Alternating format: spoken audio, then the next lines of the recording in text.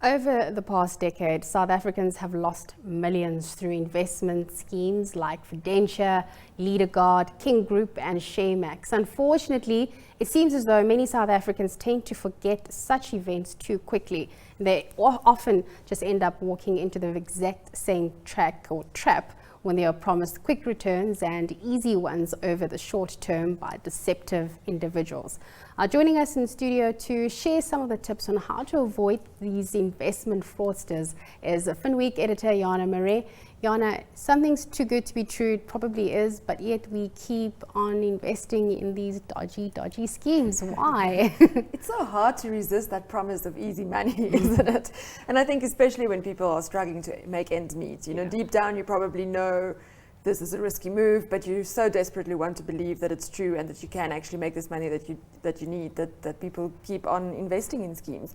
I think the other thing that the guys who run these schemes typically are very good salespeople. So, it's a good story. And then if you see your friends investing it and your family investing it, and they're making, so what can go wrong? And I mean, and the reality is, in the beginning of a pyramid scheme, people do make money and they do get their returns paid out as it was promised.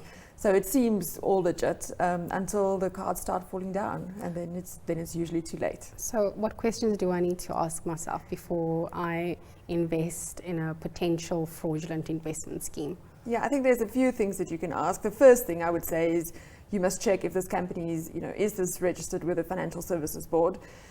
What is the track record of this business?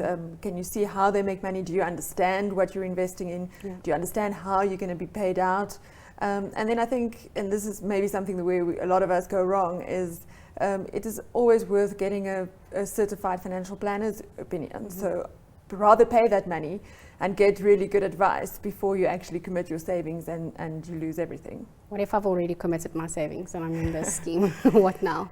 Look, I've done stories like this where people have invested in schemes, and then you listen to their stories and you think, but what were you thinking? Surely you couldn't have believed that this is true. Yeah. And the reality is that there's not a lot that you can do.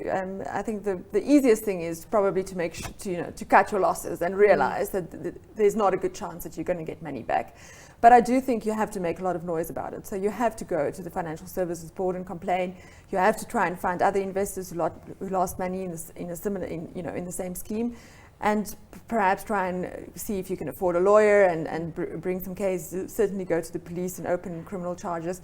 Speak to the media, because a lot of these people, they pop up in different companies. So I've had a story where somebody had a similar scheme like 5 years ago, and a new investor emailed me and she said, if I only did a simple Google search, I would have seen these names pop up before in similar schemes where people lost money. So do your homework, and if you did get your fingers burnt, make a lot of noise about it, but also realize that the chances of getting money back are not very good. I think the other thing that people forget is that you can actually still be liable for tax on paper profits. So even if you lost your money, if you made paper profits, there could be implications from SARS as well. So do your research. So make sure that you know what you're letting yourself in for, especially if you're committing your pension money. And I think that another piece of advice is the moment somebody tells you about guaranteed returns on anything, you really need to have the red flags must go up.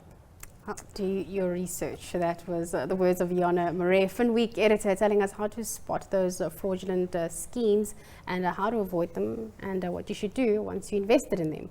We're taking a very short break, but when we come back, we're going to be talking about how you can possibly prepare yourself for possible retrenchment. Don't go away.